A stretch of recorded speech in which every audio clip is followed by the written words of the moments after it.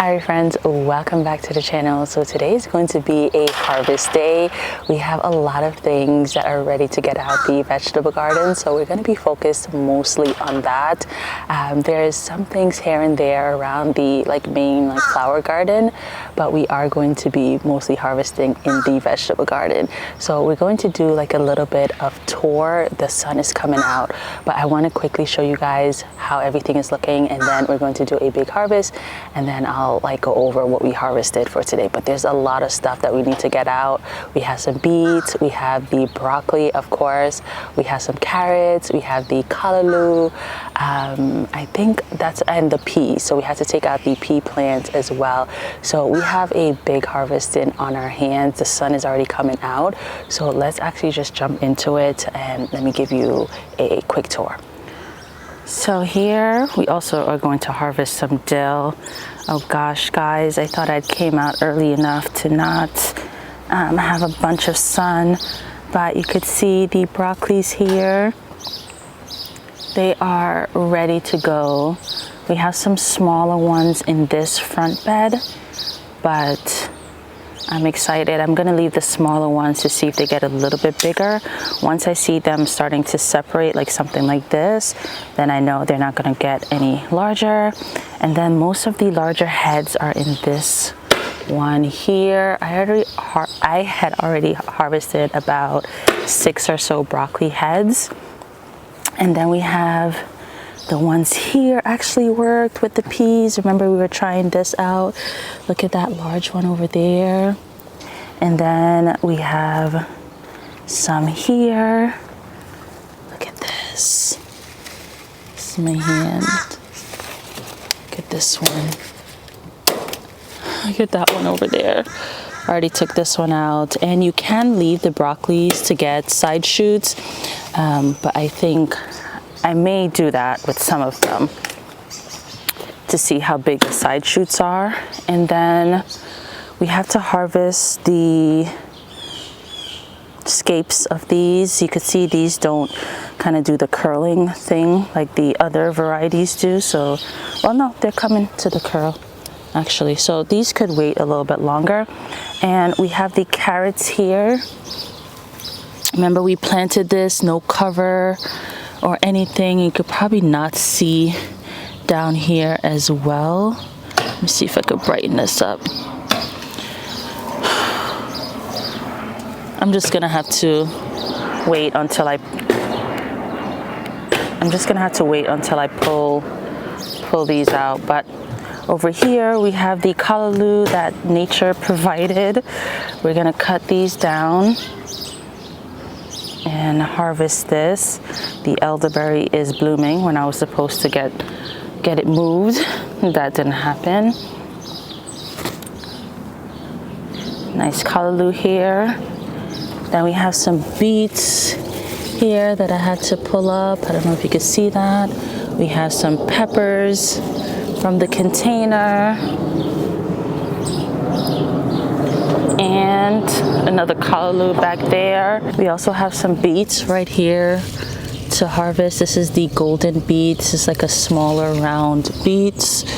And then we have some calendula beets here. I don't know if you could see that right down here. Look at that one. Some nice sized beets in here, but they are definitely ready to go. Here's another one right here. Oops. There's another one.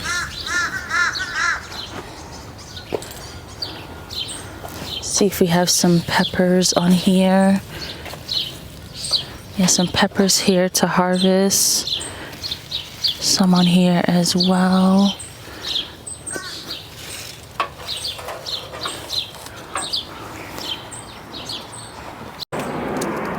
Let's put you right over here.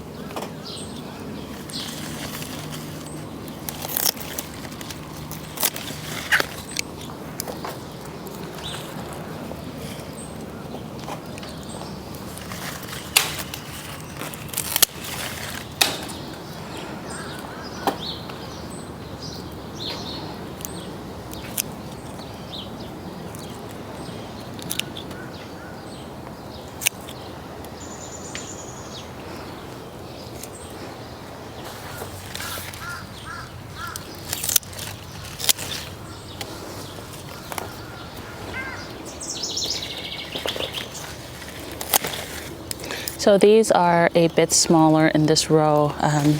They were planted a little bit behind the majority of the broccolis that I planted, but we had like maybe 4 days of just high 100-degree temperature, and that definitely affected the growth of the broccolis because they were growing really nicely, kind of being almost like a succession of the broccolis. But with that heat, it kind of signaled to the broccolis that, you know, it's probably time to flower. So a lot of them are still small in this batch, but something I'm going to try again next year. I think what I'm going to do is put them out like about a month earlier and then have a second round behind it about 2 to 3 weeks after. That 3 weeks after one will line up with the other broccolis that I'm about to harvest, and then the 3 weeks batch, the month prior to, will just come out maybe early June instead of this time.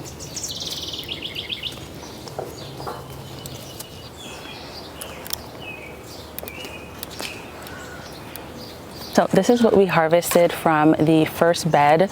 I don't know what I was thinking. I thought I could use this basket for my entire harvest, but that's definitely not possible because just with the other harvest, it's going to take up the entire basket. But I am really, really happy. Look at that broccoli. So happy. All right, let's get the other ones. These are the really big ones. There's this one.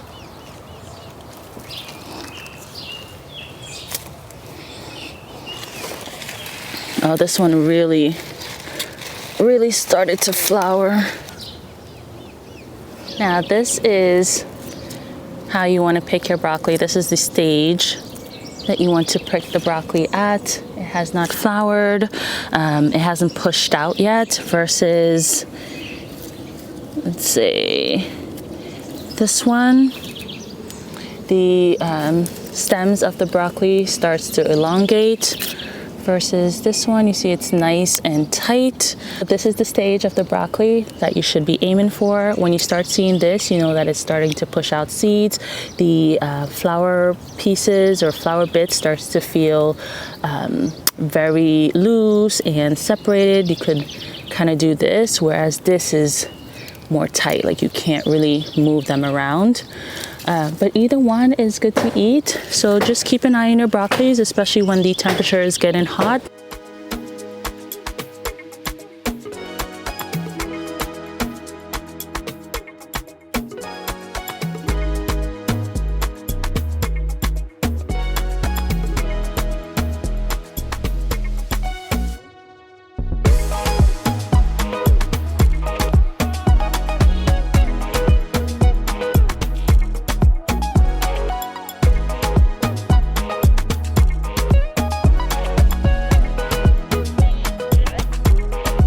Let's see what carrots have in store for us today. I mainly want to clean up kind of around the base of the onion and shallot so that it doesn't weigh down the leaf, the foliage for the onion. I'm also going to clear out these weeds.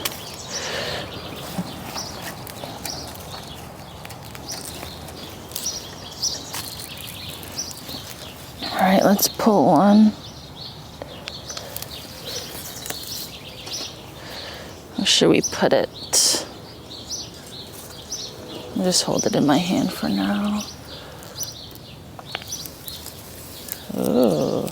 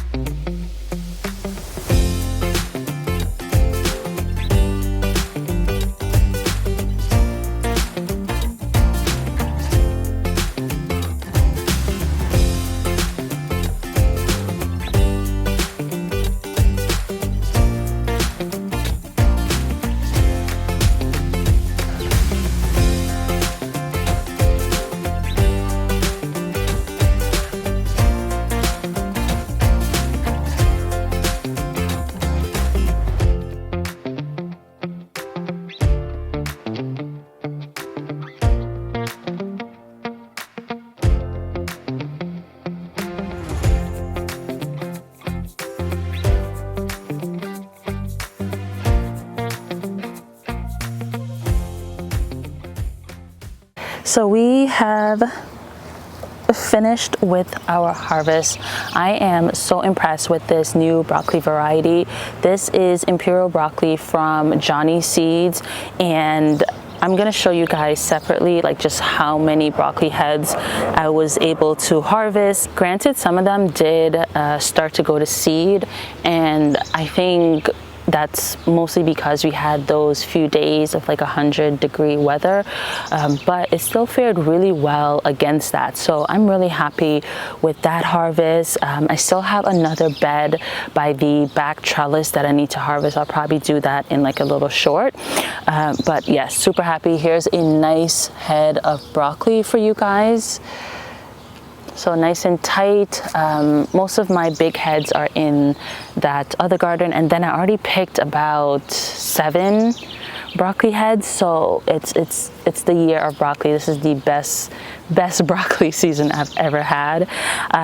Then we have the dill. I planted a lot of dill this year because last year I didn't have any. I had a ton of cucumbers and no dill to make pickles, so I wanted to make sure that I had dill this year. And then I also harvested a lot of amaranth, or what we will call in Jamaica callaloo. These kind of grow wild in my garden, and I planted some from seeds in the green stalk. I want to test to see if they taste any different. I'm really hoping that the ones that grow wild in the garden taste just as good. That way I don't have to worry about planting them. They're like all around the garden and just kind of grows on their own.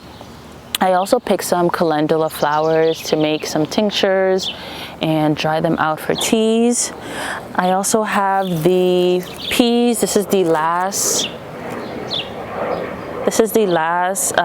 batch of peas that I'm gonna have. So I had the sugar magnolia, and I had the, I already forgot what the other one is called, but I believe, like, based on what I saw from both of them, the other one actually grows, produces a lot more than the sugar magnolia, but I think the sugar magnolia fared a little bit better when the heat started to come. It was still kind of producing, whereas the other one kind of slowed down a bit. Both of them I really enjoyed. I put them by the compost because there's some peas on them, and I wanted to just dry out and see if I could store some seeds from that, but after that it's going to go in the compost. And then I planted 3 different varieties of beets. The golden beets, which is like a more like little circular round beets, and then we have the calendula beets, and then we have our bull's blood. And I definitely harvested the bull blood too early. It needed a bit more time in order to get up to size, but I need the bed, so I just went ahead and pulled them out. And then back here we have our carrots. I planted both Kyoto Red. That's more of like a hybrid, not a hybrid, but it is treated with a coating to make the seeds larger and more visible, so that it's easier to kind of place and plant your carrot seed. And then I use the regular open pollinated Sweet Romance, I believe, some Romance. I'll put the correct name if I'm not getting it correct. But I noticed a difference between the two because I'd put the Kyoto Red on the outer rim, and then I put the Sweet Romance in the middle. And the Kyoto Rim, it doesn't have that sweetness. It's more of a like dryish, like something that you would use to cook with. But I do enjoy eating the Sweet Romance fresh. And I think I have crack the code on growing carrots without doing all of the stuff. It's just mainly about timing. I think I timed it perfectly this year. I also made sure that I used the chicken wire to protect it from the rabbits. I have about 3 rabbits in the yard right now, a mama and her 2 babies. So having that protection was key as well. And then planting it right like at the beginning part of spring when we were getting a bunch of rain, that allowed for the seeds to keep moist, and that's what allowed me to have good germination. And then from that, the soil that I put it in, that soil I normally use for root vegetables. sow your sweet potatoes, things like that, and it's mixed with like sand, so it's very aerated, and that allows the carrots to grow nice and long. I still have a few in there, and I want to get it out by maybe the first week of July. That way I could go ahead and put my sweet potato slips in. But that is the harvest for June essentially. I'm going to still harvest some chamomile. They're all around the garden. I have celery to harvest, some peppers coming up, and I think that's about it. But I am really happy with this. I'm gonna go inside and kind of work my way into preserving this. But I hope you guys are having a good garden season. Thank you guys so much for watching. Continue to Irie yourself, and I will see you in the next one. Bye.